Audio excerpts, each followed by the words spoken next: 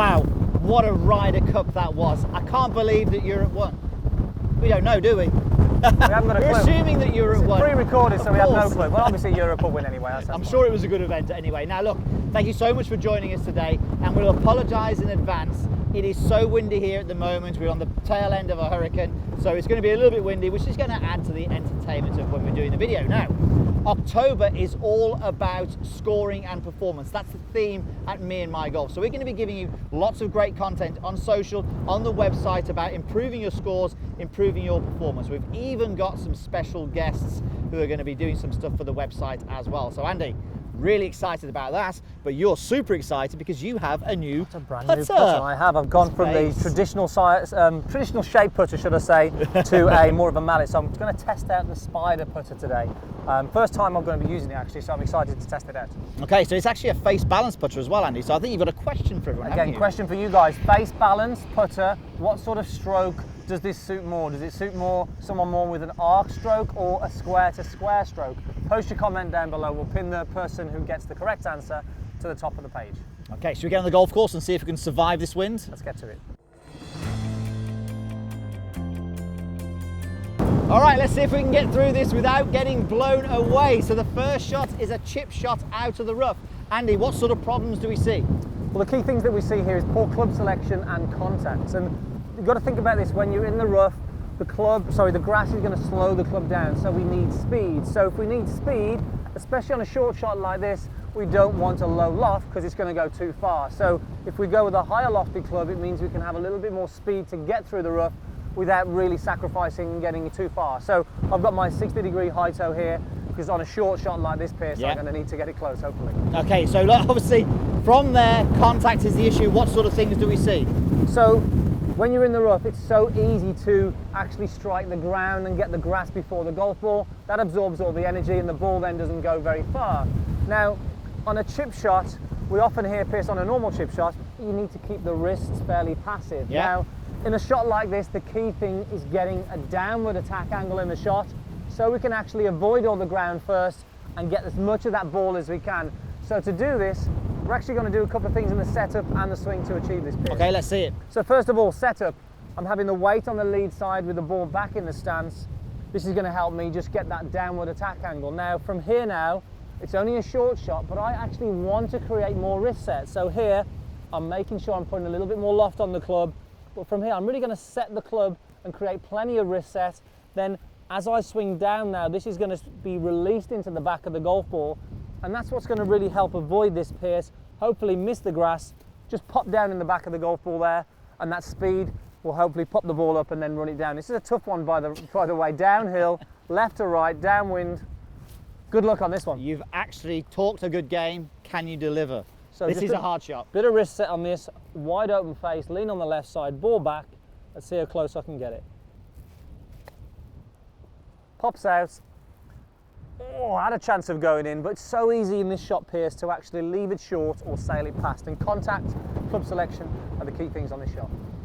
Shot number 2 is the 70-yard pitch shot. We've moved over to the 10th fairway here at the Asprey. And Pierce, when we play with our clients and even friends, in this situation with this distance left of the green, they tend to make the same mistake, don't they? Just talk us through what the mistake is. And often from this very same position, obviously we do a lot of filming here. So what we'll often see is that golfers will go with their long swings with their most lofted club, a lob wedge or a sand wedge. They'll hit a really nice shot, but it'll pitch 40 feet short and it won't advance forward. So often they're on the front edge of the green and they're in 3-putt territory.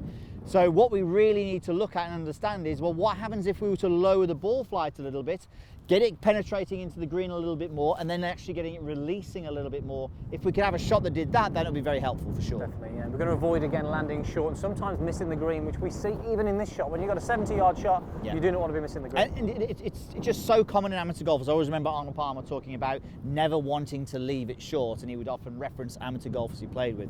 So the simple solution really is just to club down. That's the first thing. So I'm going to go in there.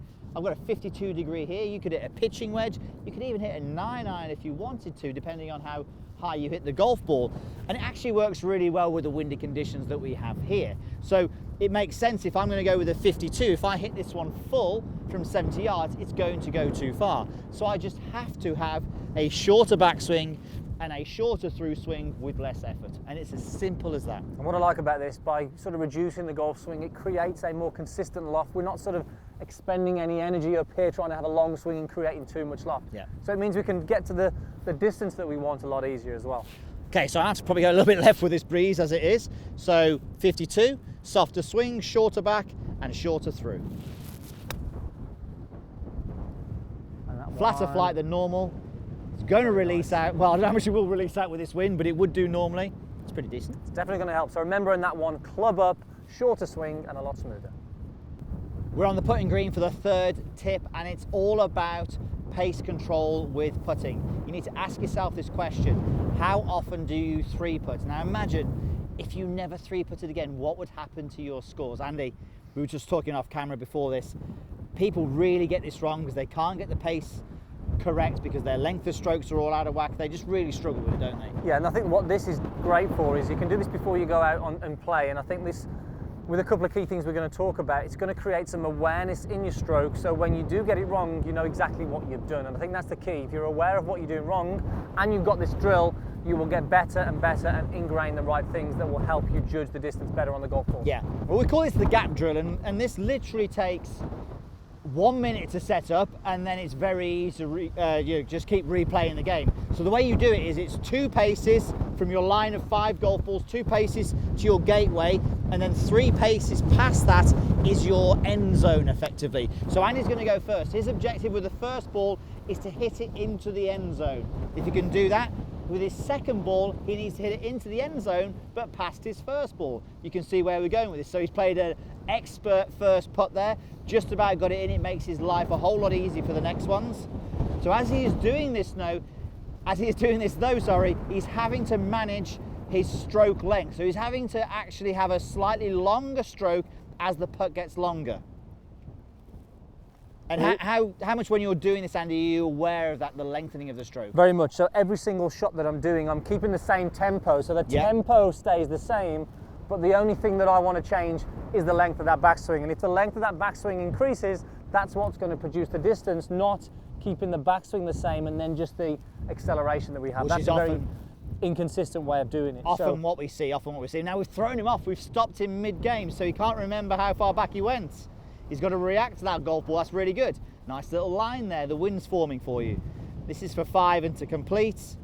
Definitely a longer backswing that time, and you can see he had plenty of room there. The wind helped him out. He was sort of buffeting the golf ball. And I think that's the key thing. If you get it wrong, if you leave one short, you have to assess really, was that backswing a little too short? And I think you'll start to get the feeling now about, are you sort of creating a rapid acceleration or are you creating this nice tempo? And I think we talk about this so often, Piers, this tempo and length of stroke. If these two are in place, this game is going to be a lot easier. It sure is. And have fun with it as well. Don't just do it the exact way we've done it. You can adapt this and make it harder, make it a bit easier if you want to start with. But the key thing is to always challenge yourself.